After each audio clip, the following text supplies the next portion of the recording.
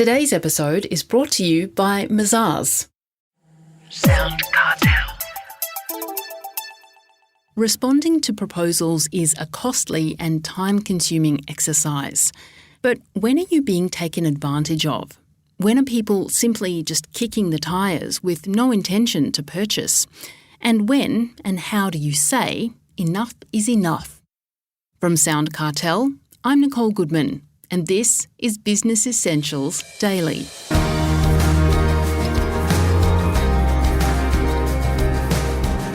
Watch out, warns sales expert Sue Barrett of Barrett Consulting Group, for fruitless tenders, proposals or RFPs.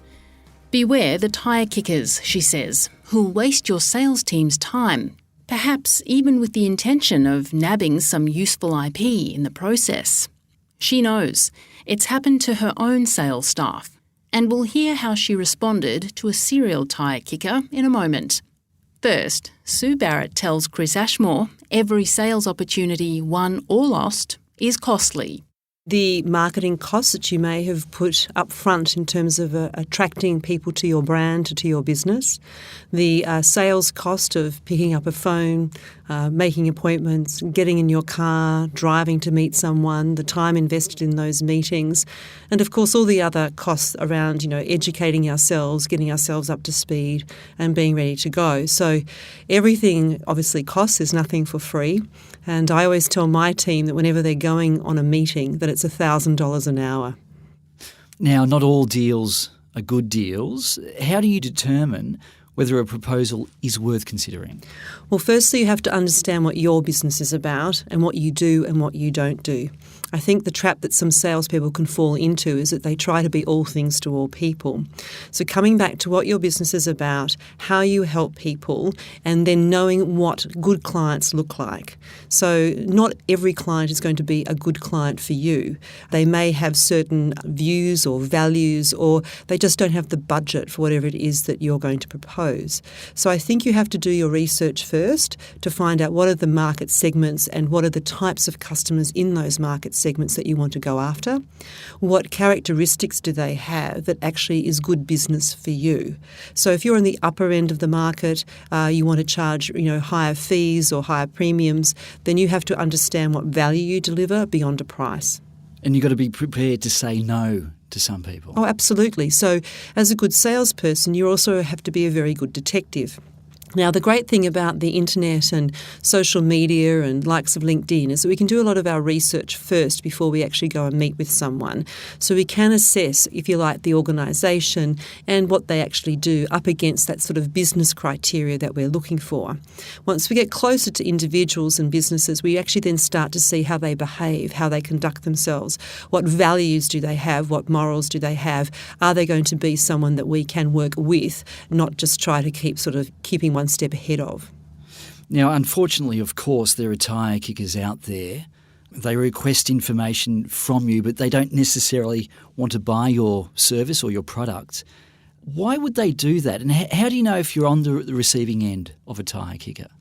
Okay, well, there are tyre kickers and then there are IP thieves as well.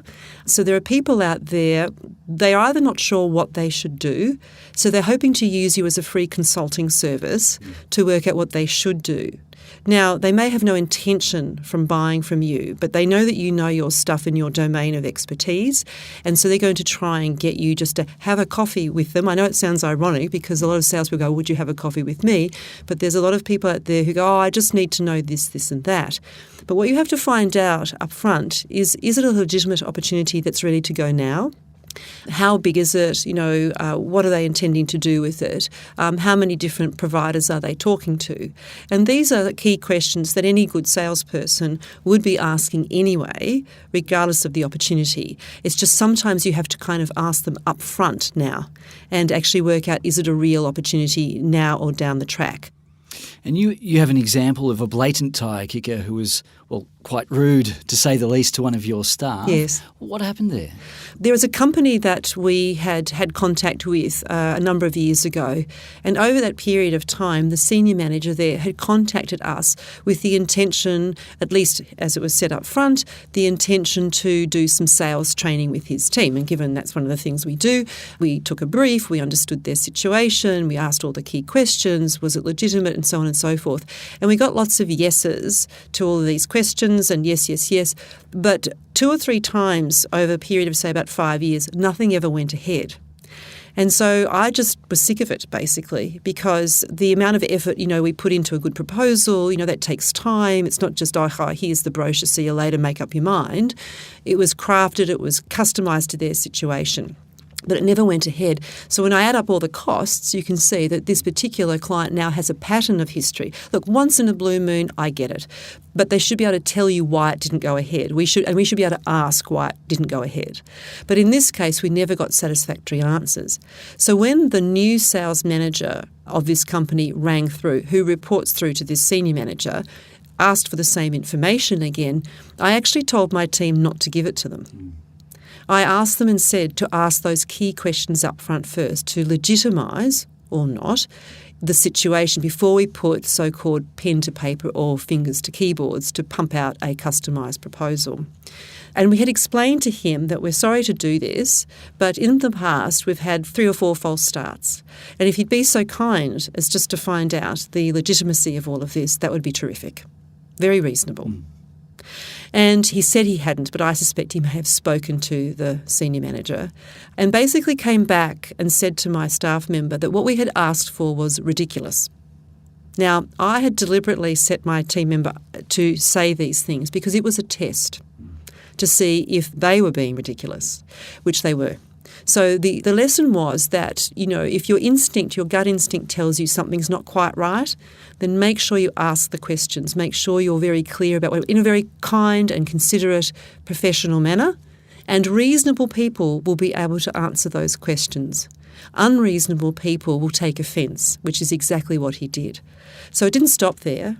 I wrote him a note. And I explained to him that we received his feedback, thank you very much for that. And I said that was his view. But that a lot of other leaders and sales leaders don't want their salespeople to fall into the same trap and in fact want us to teach them how to say these questions or ask these questions so that they don't end up, having to waste their time on unfruitful proposals, tenders, RFPs, because a salesperson's time is finite and it's valuable. And that if that wasn't his cup of tea, that was fine, but the vast majority of other people we meet with, they expect their salespeople to perform as my salesperson did, and I wished him all the very best. And that's reasonable. And did he react to that? No, I got nothing back. Just as well. Well, it's fine. I don't mind. I don't have any issue calling out bad behaviour. I don't do it in a disrespectful way. I provide evidence and information.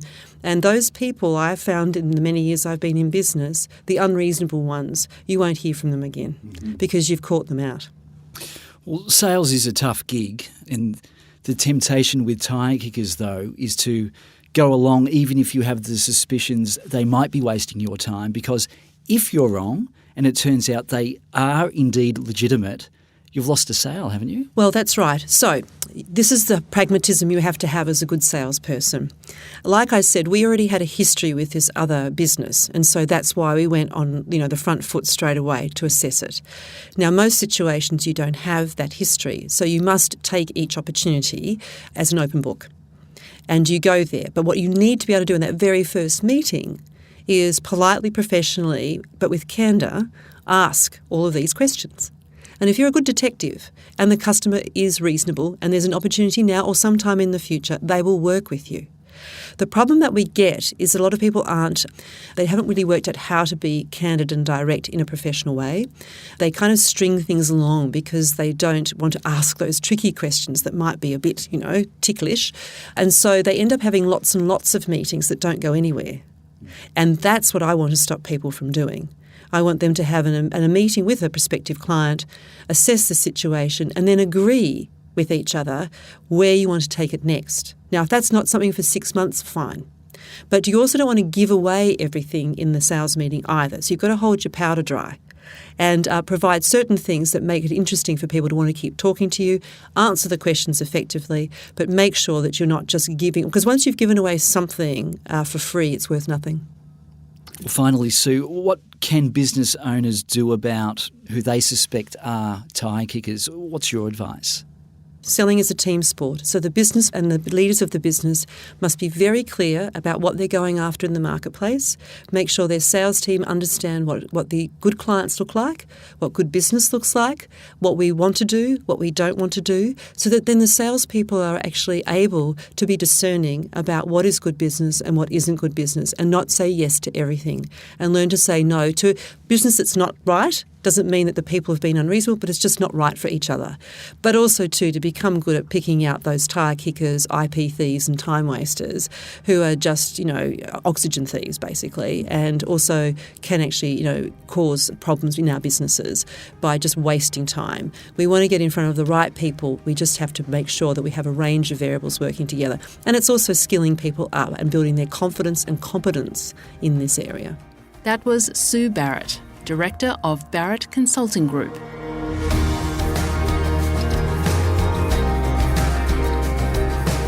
This episode of Business Essentials Daily is produced by the team at SoundCartel.